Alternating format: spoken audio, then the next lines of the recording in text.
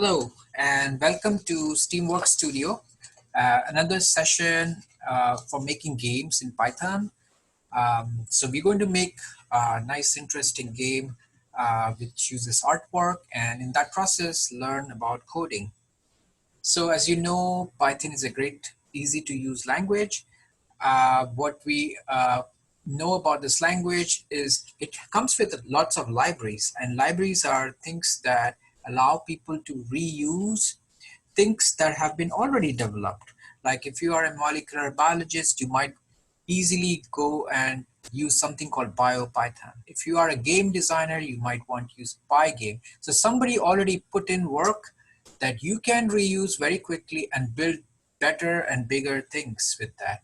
So we are going to use a library called Turtle Graphics, so that it will help us build new programs very quickly.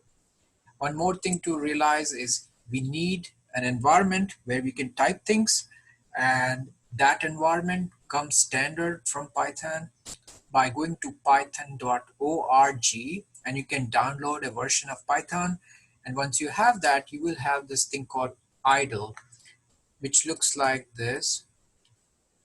And idle is a shell where you can type commands. So I can quickly multiply big numbers like that, or I can do Python programs like hello world. But this is not the greatest place to type large amount of code. So you would not write that in this command shell, but you will go to File, New File, and then create your own program. So that's what we're going to use today. We are going to create an interesting game called the Pong game. So the first thing is you should save your file, save as, and give it a name. So you can call it my Pong game. That's fine. My Pong game .py. All Python programs are having this extension called py for Python. Once you have it saved, now you're ready to start. In our game, we need to first, whenever we use libraries, we must always import. So we're going to import the turtle library like so. The second thing what we're going to do is define, okay, we need a window to show and set up a window. We would need to use a thing, a particular method function, that turtle library. This is the graphics library that already has this set up. So what you can do is quickly say wn for window. I'm going to create a brand new window using the turtle graphics library screen command. The screen command, if you read it, when you do this, it'll tell you what that means. So it creates a new screen for me, and it allows me for this window to have a title. So I'm going to give it a title, and I'm going to say Pong game. You can call it whatever name you feel like. I'll say it's my version 1.0 game. Okay. Next, I want to also give it some kind of size, and in order to do that, I can go and say setup.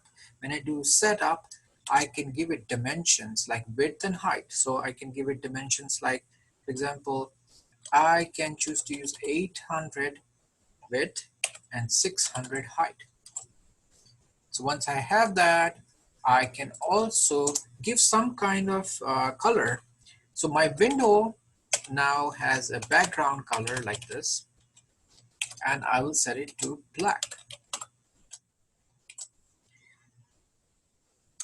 The other thing I want to do is something called tracer, which is every time I run something, it'll trace. You can actually test your program at this point and see what the result is.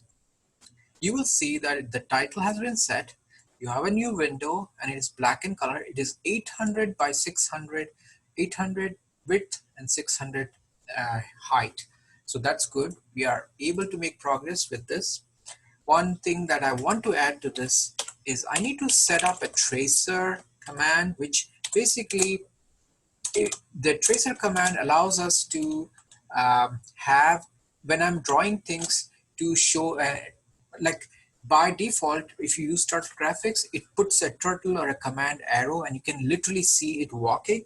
We don't want it in this case because our game is a little bit faster. Okay, so we did this. We also need a score. So this is where we use a variable and we'll set the score at the beginning of the game to 0. Okay, so this is like, this call a comment, it's ignored. It's just for your for you to remember. Set score equal to 0 at the beginning. Now next, we want to create a paddle. How do we create a paddle? We create a paddle by this portion is for drawing a paddle. So we can say paddle equals to turtle. The same way that you got a screen, you can get a pen to draw. So I'm calling this is called a turtle. This makes things appear. So now paddle can have its own properties, like paddle can have a speed. The fastest speed of movement is 0. It can also have a shape. So I can say shape is a square. It is made out of squares. The paddle has a color. And I can set it to lime green, like that. The paddle also can be stretched.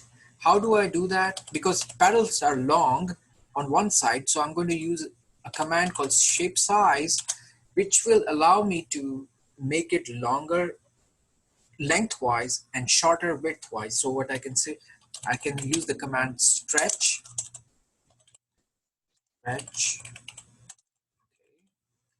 and widthwise equal 1, and you can say stretch lengthwise equal to 5, so that it looks elongated, right? Now the other thing we can do is I want to place it somewhere, but if I just place it directly, it's going to make a line from the middle of the screen to wherever I'm placing it. So what I need to do is make my pen go up, so you can draw and then go right here and go to, and then I'm going to set it somewhere towards the bottom of the screen. So I'm going to say minus 250. Why is this almost the right position? If you look at my window and I draw my window like this, right in the middle, this is Y, this is X. Right here is 0, 0. Minus 250. So remember, this was 600. This whole thing was 600. So that means this is 300. So if I want to place it right here, the paddle being right here, it'll be somewhere in the minus coordinate. So it'll be minus 250. So the Y value would be minus 250. That's why we put it right here. I hope you can understand that clearly.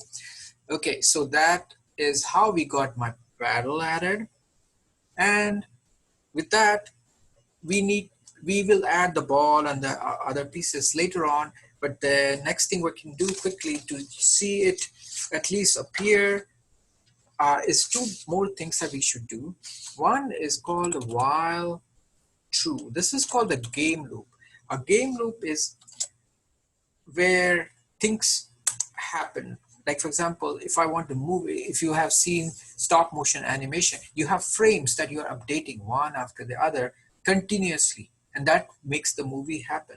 Similarly, while true means keep on doing, updating the window very, very quickly.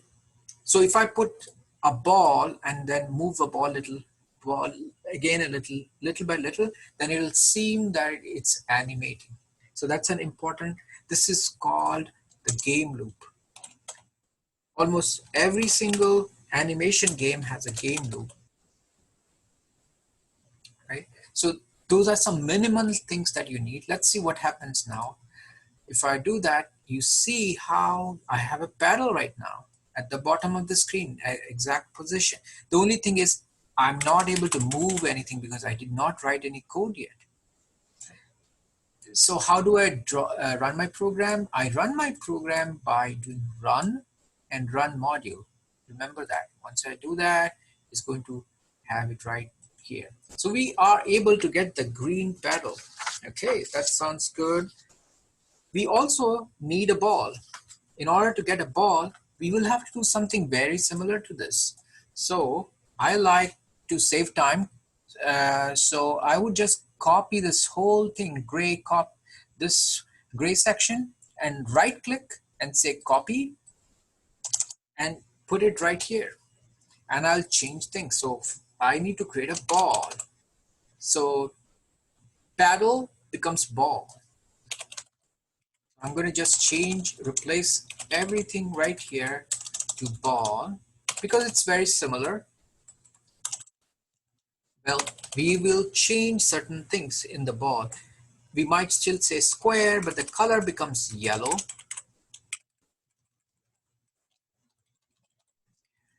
We do not need to stretch the ball, so I don't really need this. The other thing is I want to start my ball always at the middle of the screen, so I'll start it at 0, 0 position, right? That is good. The one difference between the paddle and the ball is paddle is controlled by keystrokes. Left, right keystrokes. Ball is automatic. That means the program controls it. So program control, right? So that means if the program is controlling it, it has to have some kind of speed, which we can set at the beginning. So what we can do here is, we forgot to change this to ball, so I have to do that. We can create two variables. Variables vary. You can set it up right now as 0.2 speed in X direction. So how fast does it move in the horizontal direction? That's what we just wrote. That's a new variable that we created, and I can create one called dy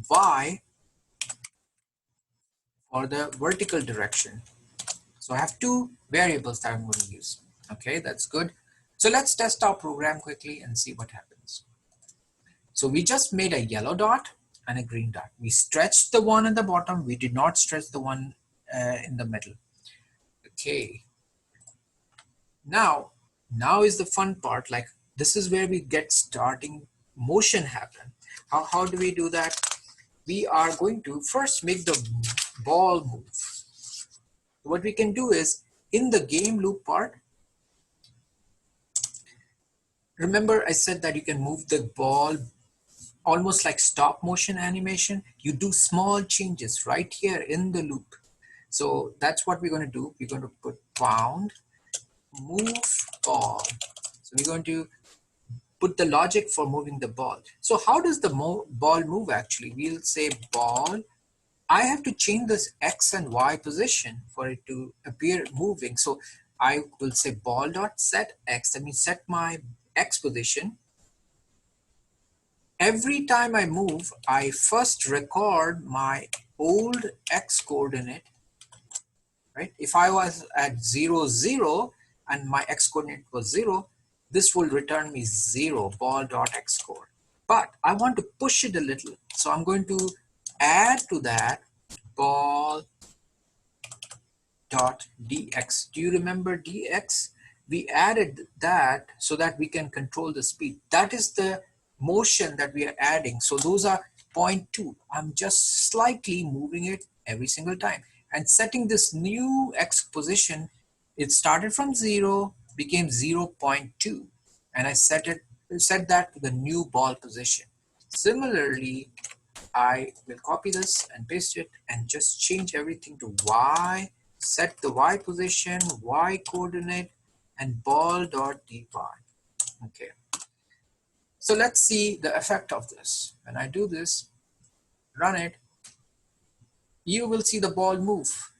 Do you see that? It did not bump from the walls, but it did make the ball move. So that's how we can get the ball moving. Okay, so that's great. I can get the ball moving. Now, how about the paddle? How do I get the paddle to move? So while this is automatic, the paddle itself is listening. We have to listen to our keystrokes.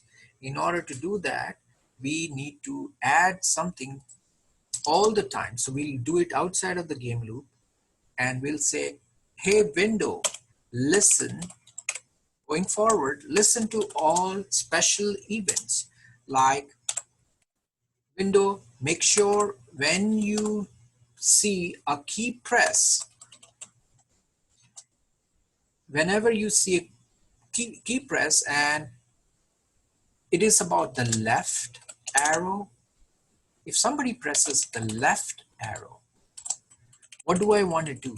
I want to call a function called go left. This we have to create. So just wait on that. We are going to create two important things, go right and go left.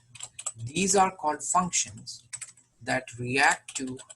So whenever your keystroke is left, it's going to just hand over control to go left. And we have to write our go left and go right functions before I start using it. So we're going to go up and we can put it right above this, for example, right here. We can put, okay, so how do we define a new function? We use the word def for definition, and then we say go left, like that. You must have a colon and you hit enter and it indents it. So that's how it knows what is left and right. So what you are going to do is put X, the horizontal position, take the paddle's current position, X core, X current position. If I click on go left, what changes, X or Y? X changes. X changes which way? It becomes negative because you're going towards the left. So if you remember the X and Y axis, this is the X axis.